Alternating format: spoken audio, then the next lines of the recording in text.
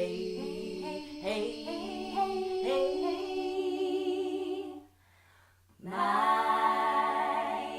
horses ain't hungry, they won't eat your hay.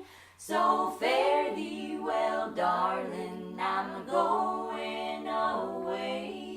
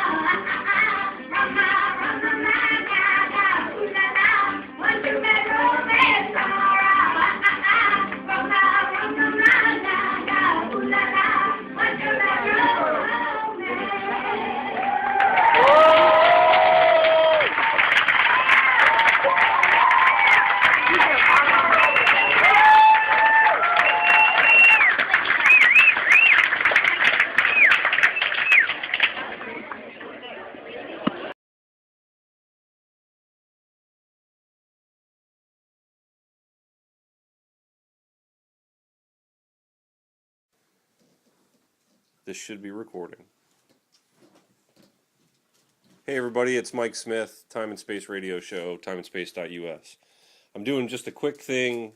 A bunch of friends here just went with me to go see After Jack play live at Ferrum College in Franklin Hall's Panthers Den. Really, really great show. First time I'd got to see him. I'd heard him recorded before, but I'm just trying to get real quick feedback, guys. Just name one thing that stood out from the show. I'll start with Sophie. Sophie, what was one thing that stood out from the show that you really liked? They kept on being very strong with their singing and kept on doing very good songs. Strong with their singing and good songs. Marcos. They were very talented. Very talented. Gabe. The main singer smiled a lot. The main singer smiled a lot. That's a good one. You said that in the car, too. Ian. They remixed some songs. They did remix some songs. Just very quickly, they did a song by Grace Potter that a lot of people seem to know. They did Black and White by Michael Jackson, which was, it was pretty impressive. And then Bad Romance by Lady Gaga, which I had heard that they performed. And I've got some original audio, though maybe not the greatest recording. We'll throw it up on the other half of this when we can pull it off of Sophie's phone. So if you got 3 songs, but one of them was the Lady Gaga, right? Or at least part of it? Yeah, we got to definitely get that, so we'll post that. And then finally, Andrew, something from the show, buddy. I was the same as Marcos. What does that mean? They were very talented. They were very talented. Yes, they were extremely talented. Really, really great. Tons of energy. A lot of movement on stage. A lot of different instruments. Just really impressive stuff. Now, Howard, if we can tear him away from his phone for a second, the producer of Time and Space. Yes, H-Town making an appearance on the show. H-Town, any impressions from the After Jack show? I thought it was interesting that I would say they're somewhere between young 20s. Yes, they're all Aged young 20s. Yeah. That In fact, they were playing what is essentially bluegrass. Correct. Thank you for saying that. Yeah, we'll talk more about that next week. We'll talk about it when we actually do the interview with them. But I had called it out as bluegrass, and actually I felt that there were a lot of other sub-genres in there of music that they were trying to do. But I guess the makeup of the instruments and the basic formula of some of those songs makes it automatically bluegrass anyway. But yeah, definitely a bluegrass band. Say which instruments they had. Really great stuff. Well, I mean, they had a washboard, an accordion, violin, a bass, a bass, right? Box. Well, Bones is what they called that one. That's correct. They made some good use of that. Washboard. I said a washboard. Did anybody see a banjo at any point? Yeah. No, they had a guitar. There was definitely acoustic yes, guitar, banjo, yeah, no. but not a banjo. I didn't see a banjo. That's a typical bluegrass kind of a thing that you'll see. So, excellent. And then and a fiddle, yes. And I was caught personally by the number of religious songs, which I know is something that sort of follows through in bluegrass, but they actually talked about it. So I'm actually going to sit here and make some notes, and we'll hit on some of those points next week. So thanks everybody for going to the show. I'm glad you guys all liked it, and look for After Jack to be on the show on our Midnight to Midnight Marathon coming up next Thursday, November 10th. I'm getting hand signals from junior producer Andrew Fine. Well, what can I do for you, sir? Don't turn it off. I want to say something. Okay. Hello, everybody. I am awesome. Sup. See ya. I think that's all that needed to be said. Excellent. Go Elite 99. Woo! Oh, and go Kyle Busch and Denny Hamlin. Oh, there you go. Hey, can I get a 1-minute NASCAR update on what's going on? What are we seeing this weekend? Well, Kyle Busch has been thrown out of Texas. Kyle Busch was thrown out of the Texas truck race, but let's talk. And thrown out of Nationwide and Cup. Why? What? That's not. He was escorted from Texas Motor Speedway. What are you talking about? Because he purposely wrecked Ron Hornaday in the truck race last night. And NASCAR booted him from the track. Michael McDowell is driving the 18 car in tomorrow's Cup race. So that effectively eliminates Kyle from possibly winning the championship. And I had not heard he was kicked out of the Nationwide and Cup races. And he is. There's rumors that Gibbs He's might come down leaving. and might hammer him.